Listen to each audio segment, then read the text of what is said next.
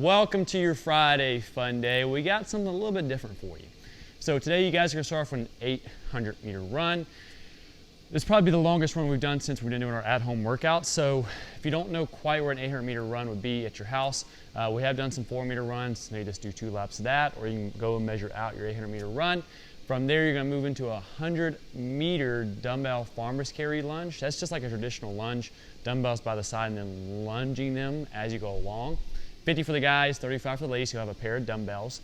And this is where things are going to get a little bit different. You guys are going to do 10 per side dumbbell overhead front rack box step up. So you'll have 1 dumbbell overhead, 1 dumbbell in the front rack position, and then from there, do your box step ups. You'll do 10 on one side and then 10 on the other side. Same loading at 50 and 35. So you will be a little bit restricted if you have some overhead mobility restrictions that you might need to lower down the weight, or you can modify the movement altogether. We'll talk about that more in the movement demo, so make sure you guys kind of stick around. You'll then move into a 4 meter run. You'll come back in 50 dumbbell power cleans. That'll be going down the floor, back to that top position. Then you'll move into 10 and 10, a front rack farmer's hold dumbbell box step up. So I'll have 1 dumbbell in the front rack position, 1 dumbbell down by my side, and then from there do box step ups. So I'll do 10 on one side, 10 on the other side. I'll then move into a 200 meter run, 30 dumbbell thrusters, and then followed by 20 just traditional dumbbell box step ups, all right, going down by the side and coming back down from there. So as we move through the workout, the box step up variation will become easier and easier and easier. But obviously, starting off with that 50 and 35, it will be kind of an aggressive load for that overhead step up, so make sure you guys modify accordingly.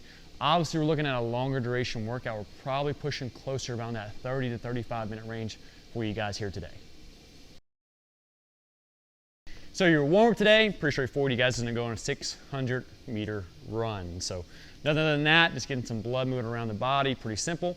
From there, you're going to move into our activation piece. So you guys are going to go into 2 rounds. You guys are going to do 20 Supermans. So Kel's just going to lay on his belly. You guys are just going to pulse up, get a little arch, kind of warm the glutes and the lower back. You guys will camp out there for 20 reps.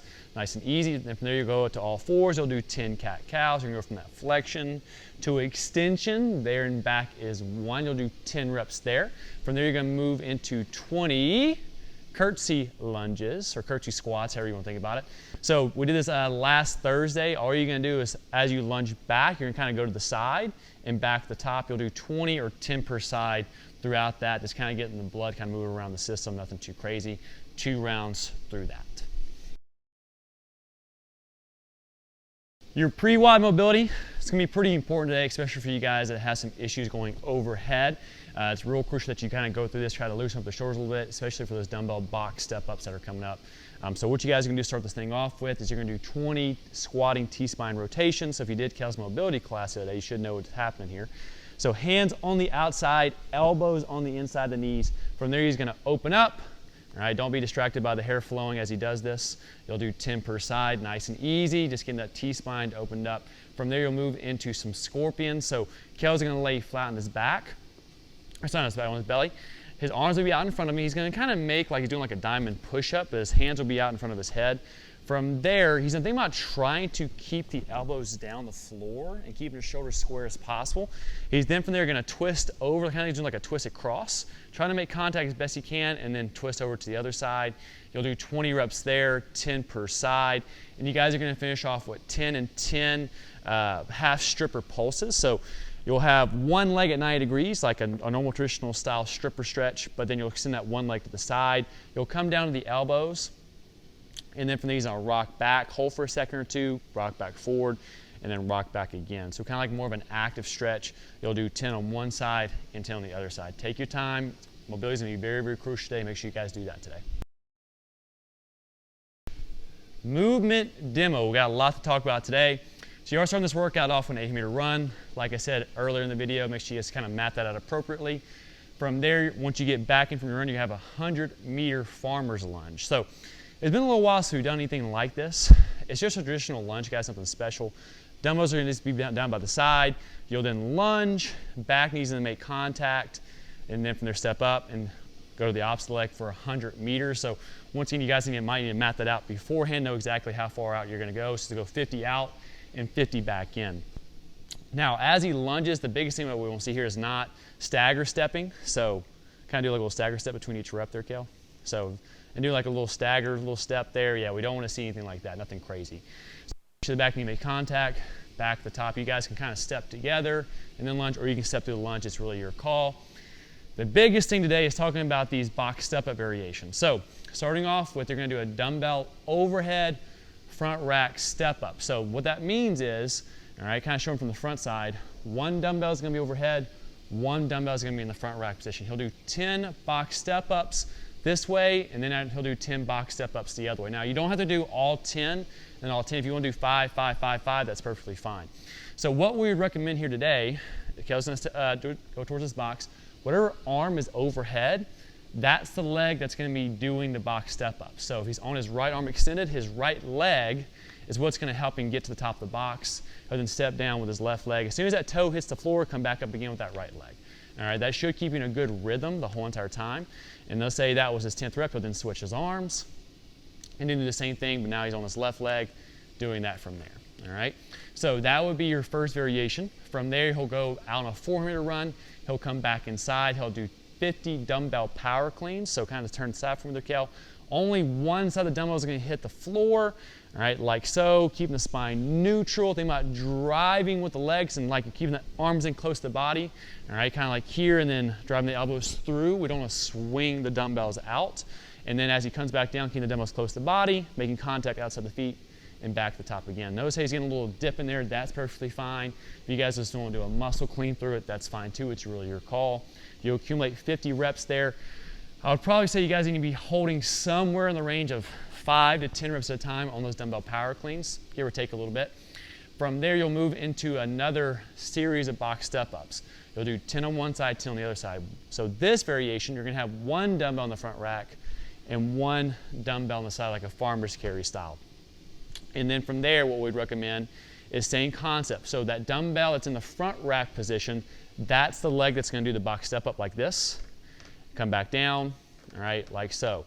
All right, let's say that's rep number 10. He'll then come down, switch arms.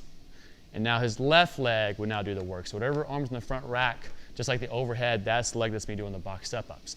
So you'll do 10 on side, 10 on the other side. He'll then go on for a 2-meter run. 30 dumbbell thrusters. So we'll go in that front rack position. Hips are going to travel back and down. About driving with the legs aggressive to the top. Don't punch too early. So kind of show a bad rep there, Cal, pressing too early.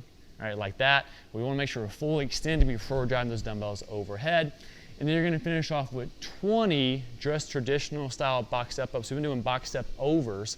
So on these box step ups, or traditional box step up, you will have to stand up all the way to the top of the box. So the dumbbells will just be down by the sides. From there, he'll step up, all right, and come back down.